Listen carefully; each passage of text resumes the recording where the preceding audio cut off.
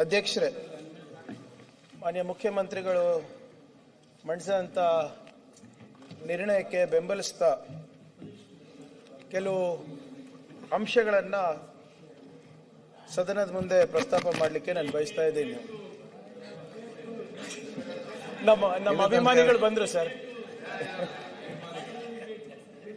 ಅಧ್ಯಕ್ಷರೇ,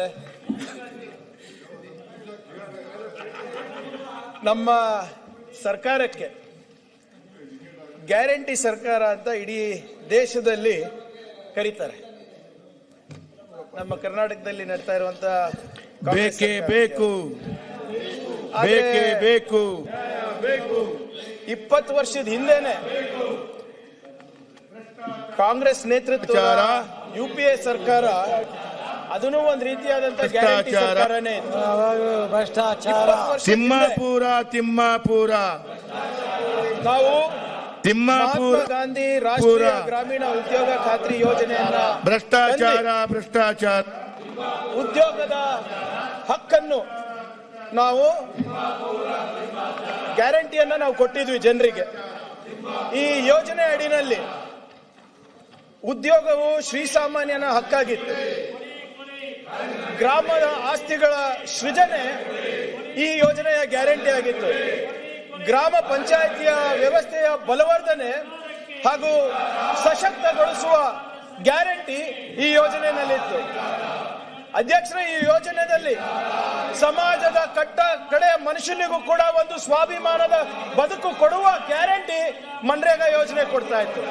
ಮಹಿಳೆಯರಿಗೆ, ಪರಿಶಿಷ್ಟ ಜಾತಿಯವರಿಗೆ, ಪರಿಶಿಷ್ಟ ಪಂಗಡದವರಿಗೆ, ಅಲ್ಪಸಂಖ್ಯಾತರಿಗೆ, ಸಮಾಜದ ಎಲ್ಲ ಜನರಿಗೂ ಕೂಡ ಈ ಯೋಜನೆಯಲ್ಲಿ ಘನತೆಯ ಗ್ಯಾರಂಟಿ ಈ ಮನ್ರೇಗಾ ಯೋಜನೆ ಕೊಡ್ತಾ ಇತ್ತು. ಅಧ್ಯಕ್ಷರೇ, ಈ ಮನ್ರೇಗಾ ಯೋಜನೆ ಏನಿದೆ ವಿಶ್ವದ ಅತಿ ದೊಡ್ಡ ಹಕ್ಕು ಆಧಾರಿತ ಉದ್ಯೋಗ ಕಾರ್ಯಕ್ರಮ ಆಗಿದೆ. ಸಂಕಷ್ಟದ ಸಮಯದಲ್ಲಿ ಗ್ರಾಮೀಣ ಕುಟುಂಬಗಳು ಹಸಿವು, ಸಾಲ ಅಥವಾ ಬಲವಂತ ವಲಸೆ ಹೋಗಬಾರದೆಂದ್ಬಿಟ್ಟು ಅಂದಿನ ಕಾಂಗ್ರೆಸ್ ಸರ್ಕಾರ ಡಾಕ್ಟರ್ ಮನಮೋಹನ್ ಸಿಂಗ್ ಅವರು ಪ್ರಧಾನಮಂತ್ರಿ ಇದ್ದಾಗ ಇದನ್ನು ಜಾರಿಗೆ ತಂದ್ರು.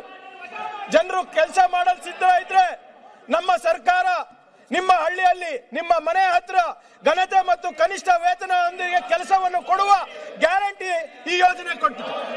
ಅಧ್ಯಕ್ಷರೇ, ಕಳೆದ 20 ವರ್ಷದಲ್ಲಿ ರಾಷ್ಟ್ರದಲ್ಲಿ ಸುಮಾರು 4,420 ಕೋಟಿ ಮಾನವ ದಿನಗಳನ್ನು ನಾವು ಸೃಷ್ಟಿ ಮಾಡಿದ್ದೇವೆ. ಸುಮಾರು 16 ಕೋಟಿ ಜಾಬ್ ಕಾರ್ಡ್ಗಳನ್ನು ನಾವು ಇಶ್ಯೂ ಮಾಡಿದ್ದೇವೆ. ಸುಮಾರು 27 ಕೋಟಿ ಕಾರ್ಮಿಕರಿಗೆ ಬದುಕನ್ನು ನಾವು ಕೊಟ್ಟಿದ್ದೇವೆ. ಸುಮಾರು 10 ಕೋಟಿ ಗ್ರಾಮೀಣ ಆಸ್ತಿ ಸೃಜನೆಯನ್ನು ನಾವು ಮಾಡಿದ್ದೇವೆ. ಕರ್ನಾಟಕದಲ್ಲಿ ಕೂಡ ಕಳೆದ 20 ವರ್ಷದಲ್ಲಿ 183 ಕೋಟಿ ಮಾನವ ದಿನಗಳು ಕೊಟ್ಟಿರುವ ಇತಿಹಾಸ ಇದೆ. ಸುಮಾರು 81 ಲಕ್ಷ ಜಾಬ್ ಕಾರ್ಡ್ಗಳು ನಮ್ಮ ರಾಜ್ಯದಲ್ಲಿವೆ. ಕಾರ್ಮಿಕರ ಸಂಖ್ಯೆ ಇಲ್ಲಿ ತನಕ ಕೆಲಸ ಮಾಡಿರೋದು ಸುಮಾರು 178.9 ಲಕ್ಷ. ಸುಮಾರು 84 ಲಕ್ಷ ಗ್ರಾಮೀಣ ಮಟ್ಟದಲ್ಲಿ ಆಸ್ತಿಗಳನ್ನು ಸೃಜನೆ ನಾವು ಮಾಡಿದ್ದೇವೆ. ಅಧ್ಯಕ್ಷರೇ,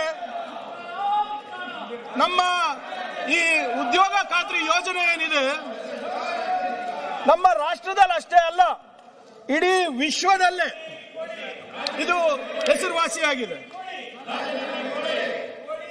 ಈ ಉದ್ಯೋಗ ಖಾತ್ರಿ ಯೋಜನೆ ಬಹುಶಃ ಎಲ್ಲ ಸಭೆಗಳಲ್ಲೂ, ಅಂತಾರಾಷ್ಟ್ರೀಯ ಸಭೆಗಳಲ್ಲೂ ಚರ್ಚೆ ಆಗಿದೆ.